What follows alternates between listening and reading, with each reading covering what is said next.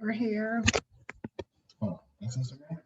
No, that's not Instagram. This is Zoom. That's Instagram. Go to Instagram. Hi, Gloria.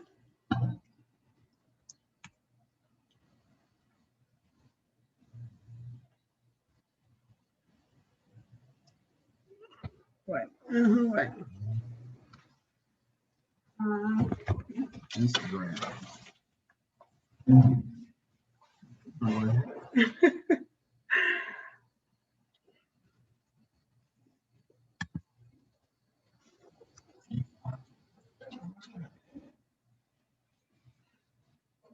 Please. Instagram too, or my Instagram. Yeah. Okay.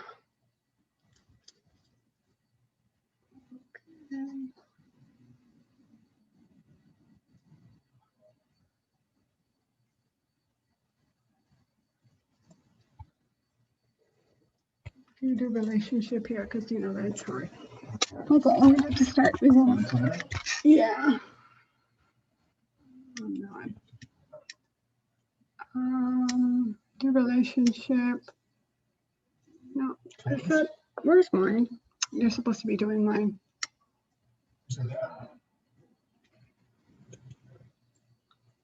Get out of there, please. Yeah.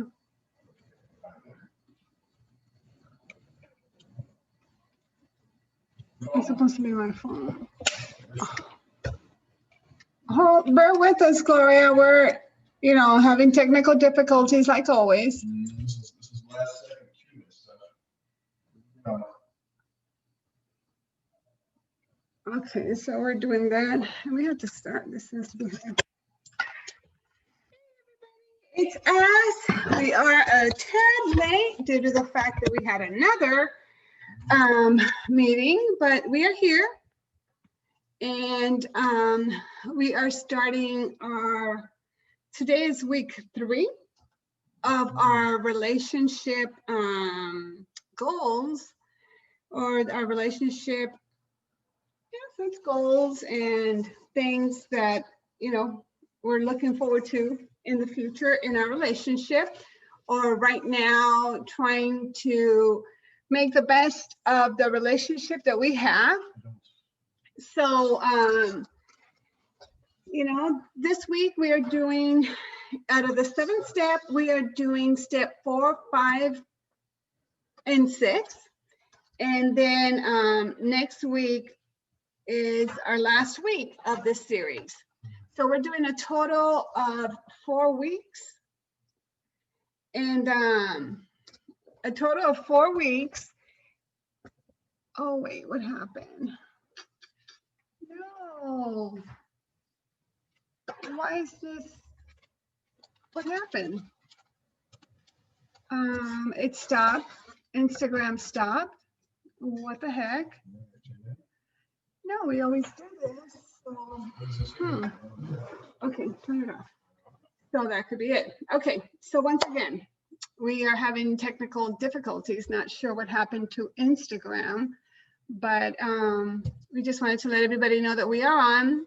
Hi, Sam. Nice to see you.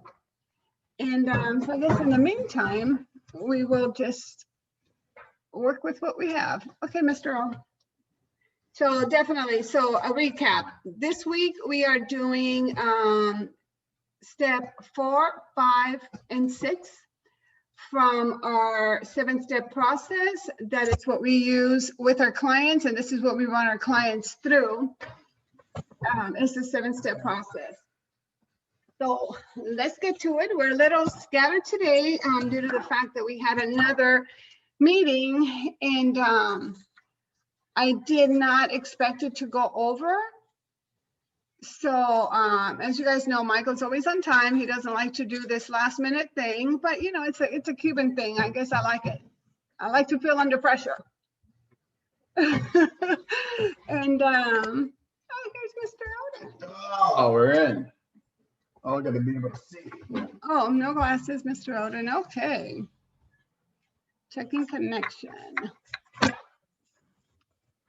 Okay, so there's something happening when one of them is on, the other one goes off.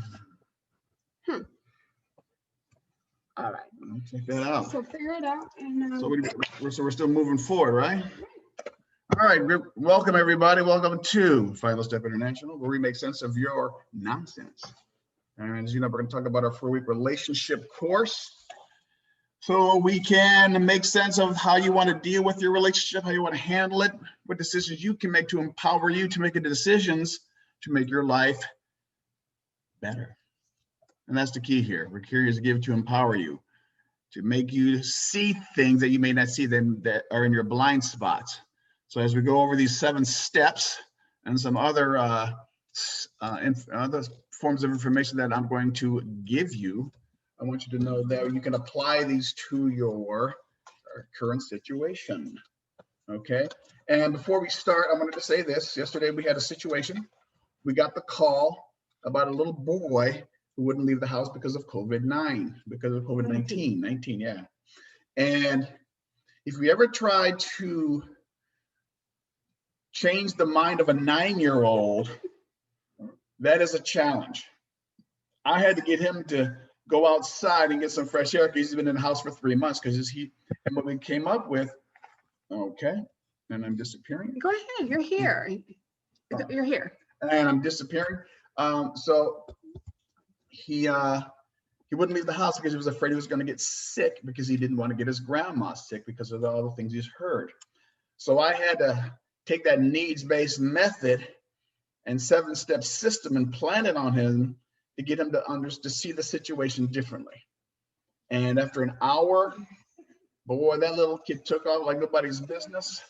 When you reframe it and you present it a different way that he can understand and that makes sense to him, you know, he changed his mindset and he's going to go outside and give it a shot. So we found certain things that were, shall we say, beneficial to him that made him change his mind. So basically what I'm saying is this: if we can change a 9-year-old, guess what this is 9 mindset. Well, guess what I can do with you, an adult, right? In a relationship. But it's willing to learn. Point. Yeah, and he was willing to learn. Yeah. Once I got him relaxed, he was talking up a storm. We couldn't stop him. But then that's the point. So the goal is to get you to reframe, change your mindset, change the behavior, so you can actually live the life you always wanted. And I mean that. And that goes in all kinds of ways: who you pick, who your friends are, what you do, how you say it, you know, and learning how to say even the word no, thank you, I'm not interested, without having any guilt around it. Okay, so let's get to number. Okay, so let's recap quickly from last week. So number 1 is perception. Perception. Step number 1, we talk about perception. All right, another word for that is an awareness around that. Okay. Or maybe even the why. Mm-hmm. Okay, and then the other one is realization. Realization, understanding. That's another why. Understanding what the situation is all about, understanding your behavior, right? Making sense of it. And then number 3, we're talking about acceptance, accepting the behavior, not beating yourself up for how you have behaved or what you have done in the past. This is why you did it. And that's it. No right or wrong, good or bad. This is why you've done it. You may not like it. You may be embarrassed by it, but we need to accept it.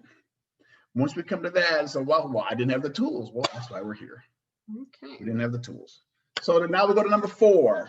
4 more hits. 4 more. The number 4 is shift. Once you have the first 3 and have a great foundation, this is why I always start with the first 3, and I will stay on the first 3 until I know you've got it. And once you get it, we can start shifting. This is where you take this information and you start applying it to your life. We start, oh my God, I don't have to do it that way anymore. No, you don't. Oh, I can think differently in this situation. Yes, you can. I have the tools to say this. Yes, you do. Right? No guilt, no shame, no blame, no criticism around your new way of behaving and thinking. That's the key. All right? It's a new way. All right? So at this stage, The logical action of the individual is to shift the former beliefs and values. So now you're shifting, basically what you're doing, you're shifting your new belief systems. You're shifting to a new belief system. You have new values, new things that are important to you now than they were before. You have shifted that. Does that make sense? Does that make sense? Now you're moving from from your old self to almost your new self. Yes. Yeah. Now you're trying on the new jacket. You're putting on the new shoe. A little uncomfortable. Ooh, little got to break in the leather. But once you get comfortable with this new way of navigating in your world, guess what? Boom! It's a whole new ball game. Okay, and that's what we want. We're working like 3 or 4 women now who are in this phase right here. And it is amazing. They tell me why. I see the world differently. I don't react or respond to the way that when they say things to me because of what they've learned from us. And that's the key. Okay. So that being said, shifting is like getting out of your cocoon and exposing this new you and trying on the new suit and applying it. All right. That's wonderful. So that's what that's all about. So the awareness and understanding of acceptance in this situation has now empowered you to a new behavior and communication shift and style. All right. And there's an earthquake. What's going on? I know, we gotta get this together because it keeps moving. Okay. Okay, there we go. So now that we have now that you shifted into trying and you're applying all the information that we have given you to your new life, now you need a 5th step. Now you got to trust it. You got to trust what you're doing. And trust yourself. Yeah. Oh, yeah. And when I see clients in this stage, I said, well, how did you do? Well, I stumbled, but I knew why I was stumbling. You will. I went up to that thing, but I didn't have the strength to apply the new behavior and thought process, and I fell back. Okay, good. So you took 2 steps forward, 1 step back. All right, good. But you're aware of it, and that's the key. Remember, we talked about one of the first 2 steps, awareness, right? The first step, awareness. You are aware that you need to say this thing in this situation or do this behavior in this situation, but it's not comfortable. So you may revert back to an old way of doing things. But now we got to trust what you're doing. Please stumble, please fall, please skin your knees. Here's the key. Here's the key. The key is to get back up. That's the key. Okay? The key is to get back up so you can keep applying it and applying it. It's like anything. Once you keep doing it over and over and over, you will get better at that action, behavior, or thought process. It's a new way, okay? So, in trust, the individual changes an old mindset to a new mindset. So when a family member or in a relationship, when that person says a negative thing to me, I do not respond with the old way of hiding. I don't respond by, giving in. I respond by standing up to myself and act differently. That will empower me to say what I want to say. Not easy. Here's an example. I'm working with a client right now, and it happens that because she's empowered, she's really shifted, and the other person is really uncomfortable with it. And I always warn you guys, when you guys shift, the people who are used to you doing the old behavior are going to be really uncomfortable because they're used to you being the old you. Now you're changing. You don't do the old thing anymore. And they don't know what's really going on, but they know there's a change and there's something different about you, but they can't put a finger on it. So I love that. This is one of my favorite parts. And I go, what do they say? Well, they don't know what to do. Yeah, they don't know what to do because you've changed. So this woman I'm working with, whose childhood was, I go, hell on earth, right? Neglect, abandonment, abuse, the whole 9 yards, has listened to me and is applying what I've taught her. Okay. The father of the baby kind of is like, well, I'm used to her being that old way. Mm-hmm. And now she's like standing up to me, or she's not engaging. And here's one of the lessons I gave her. If he starts to do this thing, you're not going to tolerate it anymore. you're going to do two things. You're going to say, hey, listen, I don't want to scream anymore. I want to talk to you about our situation. Or if you continue to say, listen, I'm going to walk away and not talk to you until we can have a discussion in a mature manner. Sets them off. Okay. It really, it's and I'm like, dang. Oof. And she's really empowered by this. She really goes, wow, this thing is, I see the world differently. I go, yes, you do. Because it is different. You've been in survival mode your whole life, right? Now you're in power mode, right? Empowerment, right? You are now your own person and you want to do the things you want to do in a way that's mature and beneficial to you without sacrificing your dignity, your self-respect, and your honor, and all the things that make you the human being you choose to be. That makes sense? So that's where we are with that. So she's trusting that, okay? This information I'm giving you can be applied and can be practiced on anybody, kids. And since we're talking about relationships, are you in a relationship that's not enhancing your life? That's the key. So we want you to be in a place where the person you're with and you are benefiting being together. You know, you do things together, you know, you have things, not to say you're not going to get in arguments, but you can work them out. It's just that, can you be yourself in this relationship? Can you be silly? Can you be angry? Can you be frustrated? And are you allowed to be that? And that's super important for you to be able to be who you are. Yeah, it is. Because I'm very serious. Oh yeah, all the time. As you could tell. Okay, I'm not. All right, so you have to take my humor with me. I took a test I took this class for something about happiness, the science of happiness. No, the science of well-being. Well-being, yeah. I took this class 12 weeks long, pretty intense.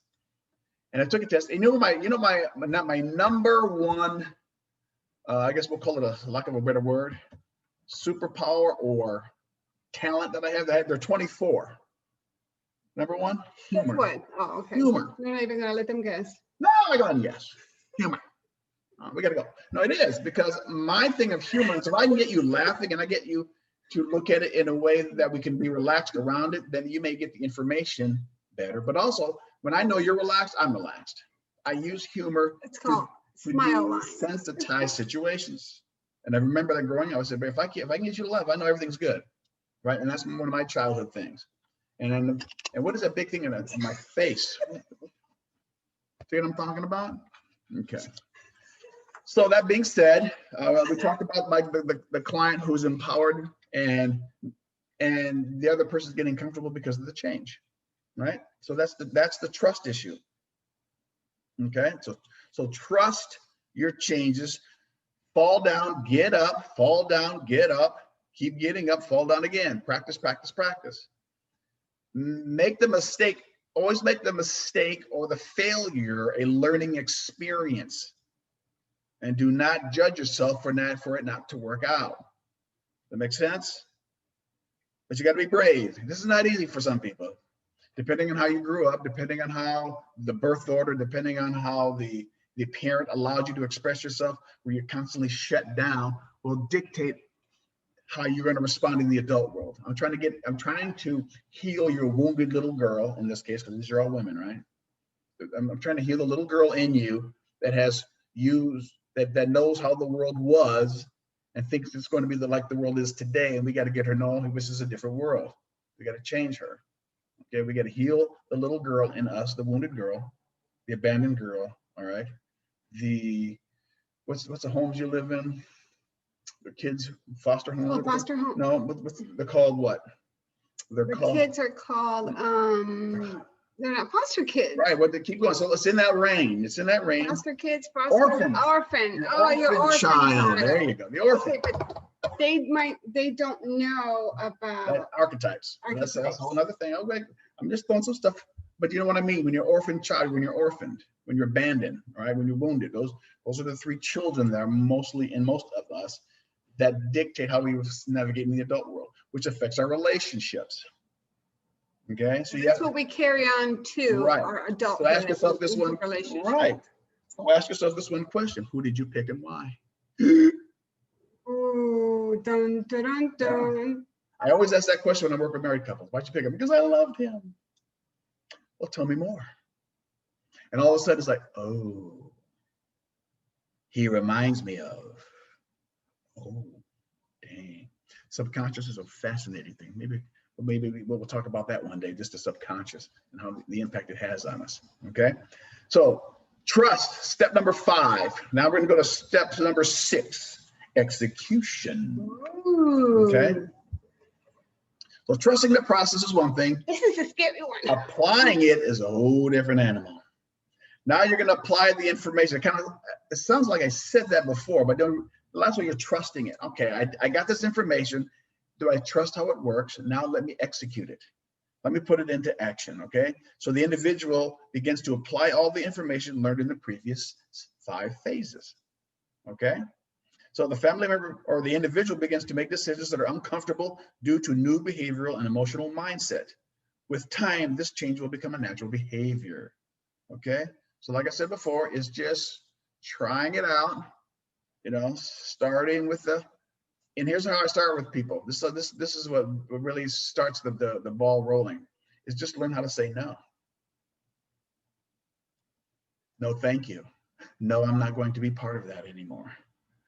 No, I don't agree with you. No, well, no. Okay?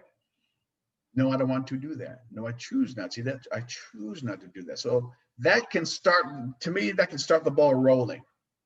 Because if we are always acquiescing to the other person, aka giving in, then we are disempowered.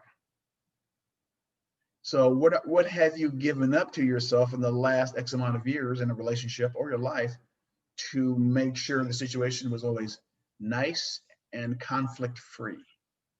Okay, because conflict, I don't like conflict. I'm still working with that, by the way, just to be honest with you, because that wasn't my thing as a child, but I'm conscious of it, and I still have to, oh damn, it's that conflict damn thing again. I got to work on that. I got to be okay with dealing with conflict, because it's always going to happen.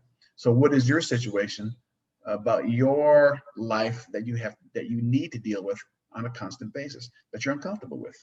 All right, that gives you the sweats, it gives you the little anxiety. So think about that. So execution of this new way of being is really important. And as I mentioned before, it's about you. It's about you making the mistakes and learning from them. Okay, but also that whole execution, and also going up to that one person that you have almost been afraid to say something to. I mean, like we call it the supreme ordeal, but that's, once you know about that whole Hero's journey? The hero's journey. Yeah, we talked about the hero's journey? Yeah. But we did at the beginning, the first ones. And the thing is, it could be, your best friend, it could be a sister, it could be a brother. It doesn't mean that person that you are in a amorous relationship with. So if you are able to execute what you have learned, the first 5 steps into your 6th step, and be able to go up to that person and say, no, I'm no longer going to do this, or I'm no longer going to be your punching bag, whatever you want to say, that's huge. So that one was a good one for me. That took me a little while. Yeah, it's depending on what's the word they call it. It's depending on your disposition and how you are, and what shows up inside you from the past experiences you've accumulated over the years will depend on how you attack, or shall we say, procure, your situation. Because we all want to be liked, and that's the problem. I mean, we all want to be liked, and we don't want to hurt anybody's feelings. Well, some people don't care about that, but if you are, people, no, I don't mean you, but some people just say what they want to say regardless of who they're hurting or not. But if you are anything like me, and I did not want to hurt that person's feelings, but I needed to settle, everything that's been going on for years.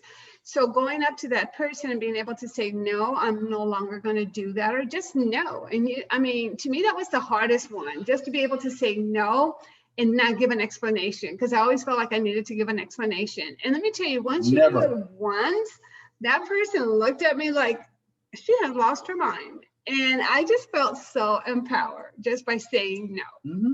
Yeah, it's really a wonderful experience. And the reason I enjoy teaching this, or, and we enjoy sharing this, because I love it when people get to fulfill their potential and experience their own empowerment. That's really important to me, because I don't want you going through life hiding, shaming, and blaming yourself for something you did or didn't do, or beating yourself up. I mean, people beat themselves up for, maybe not making the bed correctly. Yeah. It's just, no, it didn't work out the way I wanted it to work out. But we're so coached into having to be perfect, right? How many are perfectionists, right? Why do you have to be perfect, right? Well, if you grew up in a world where anything that you did gets criticized or doesn't get any validation, or you don't get any feedback from it, then you're thinking, your little boy or girl is thinking, what do I have to do to get this person's attention? If I'm perfect, then it all works out. So everything has to be in line in order for you to get the validation you want from that certain individual. And what is that in your relationships? If you spill a glass of milk, is it a crime or is it a spilled glass of milk? Right? Yeah, but sometimes you want to be perfect for yourself. Well, but I'm a huge Brene Brown? Brene Brown. She said the same thing. She was saying that if you are needing to be perfect for yourself, there's still some underlying issue. Yes. I just like everything pretty, but there is. Well, that's pretty. Yeah. That's aesthetics. Yeah. Aesthetics are subjective. Being perfect means I want to get it right this time, because if I get it right, then that person can't judge me.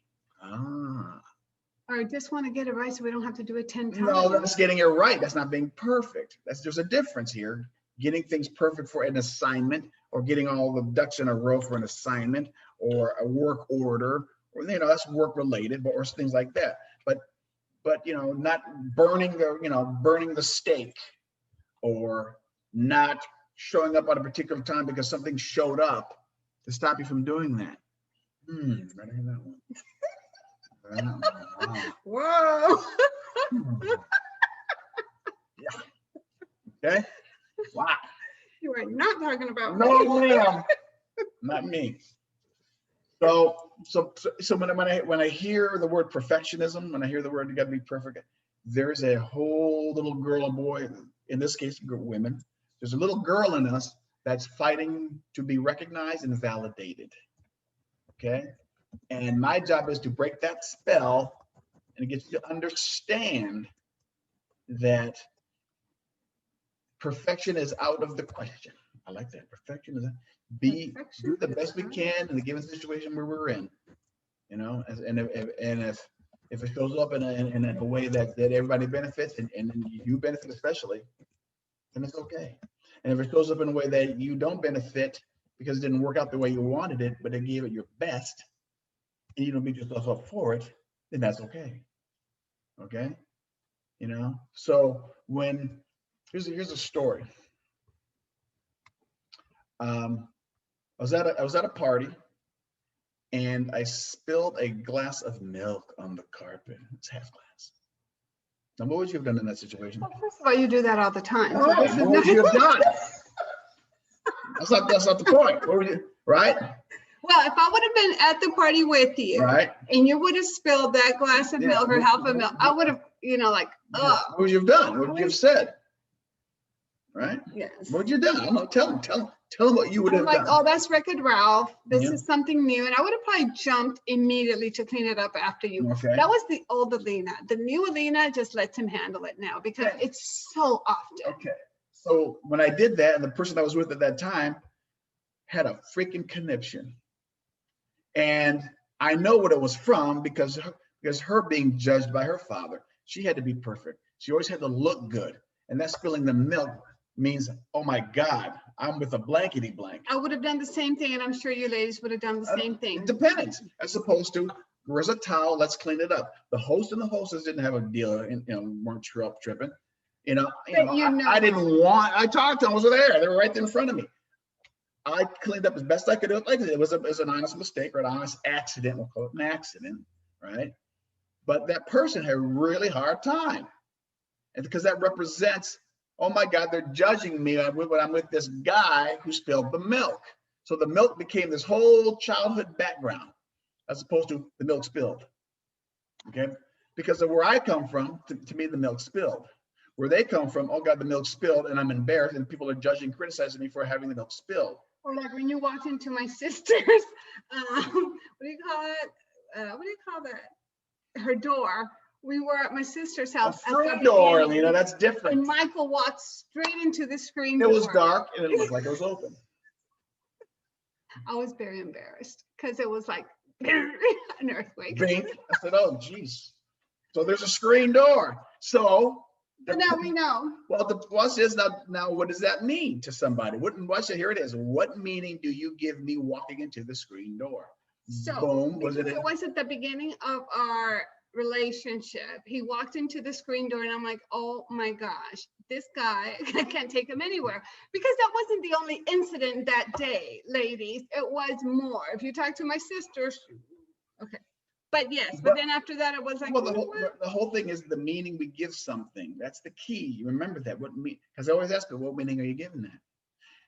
He didn't call me for 2 days, or he didn't text me in 15 minutes. Well, what meaning are you giving it? What meaning are you creating in your head? Okay. Oh my God, 15 minutes. He hasn't texted me. Did I do something? I can't wait. Oh my God. And I love doing this in front of women. When I used to speak at the universities down there, I go, when the woman texts the boyfriend and says, honey, how's your day today? Then after a minute, oh damn, 2 minutes. 3 minutes. He's cheating on me. Oh, 5 minutes. Right? What meaning are you? And they were laughing. They're like, well, yeah, think about it, ladies. And guess what? Maybe on the other side of campus, he's playing ball or something, or he's studying, or who knows? But what meaning do we create in our own heads in a given situation? And that's really profound, and that's really important for you guys to get this. What meaning are you giving the situation? That sets off all your bells and whistles. Whew. Okay? So, how are we doing? Any questions? Okay, so then let me just mention to you ladies the same. I have a nice 10 question for couples to get to know each other better. Woo! So if you want a copy, let me know. Also, a copy of the 7-step system is on our website. And all you have to do is put in your email and you could download it. We're not going to spam you. So that's that. And don't forget, we also offer the free discovery session on our website. You could go and schedule a discovery session with either one of us. Discover something about yourself. Take advantage of it. It's completely complimentary, and it's final step international.com. And then you could schedule it there. It has our calendar. And if not, you guys know how to get a hold of us, through social media. Most of you, our phone number, text us, whatever. But the thing is that we really want you ladies to learn something new, about yourself. And it's not so much about, well, I guess it is about yourself in order for you to be able to be in a relationship. Because if you don't know yourself, then how are you going to be able to be in a relationship? Yeah, you got to know yourself. So that's very important. I always start there. I don't play with anything else. So, and this is the same link for next week. The only thing is check the time, because we've been really pretty busy now. And so just to make sure it's either 11 or 11:30. And if this is a good time for you, let's keep it. Don't forget also, we have the book. Michael's book is When Nobody's Home. It talks a lot about what we talk about. And then mine is Own Your Dreams. And that's my process in going through the 7 steps and how I was able to actually move from step number 2, because that was the hardest one. And, any questions you guys have, ask us. And don't be shy. Don't be shy. And then we're also, Michael just thought about today doing a relationship class. you know, we're working on the logistics, but we'll let you know. Yeah. With something that's going to be, he says, for 3 hours, like a Yeah, real intense. It's like having a session, but because doing individuals, you know, can be expensive for people. So let's make it reasonable for people. If you have a group, right, that pays this amount of money for 3 hours, and you can ask all kinds of questions, because I will pound it in your head, Yeah. and I will go. I think that'd be beneficial. So my thing is, tell your friends, share this video with others, and people who want a, you know, different outlook on their relationship and themselves. All right, and ladies, thank you for tuning in. I totally Yeah, appreciate thank you. you guys. Zyra. Myra. And then also we do, if you have a, if you want a copy of the recording, let me know and I will email it to you guys. All right. Okay. So in the meantime, thank you so much. Have Thanks, a great week. Take care of yourself. And yeah, we have one more step. And we have one more step. And maybe we'll do the 10 Commandments of a Oh, relationship. I love that one. Oh, you have to make me happy. That's Boy, one of them. Bring your friends on this one. Okay. All right. Okay, guys. Thank you so much, ladies. And we'll see you girls next week. Bye. Bye.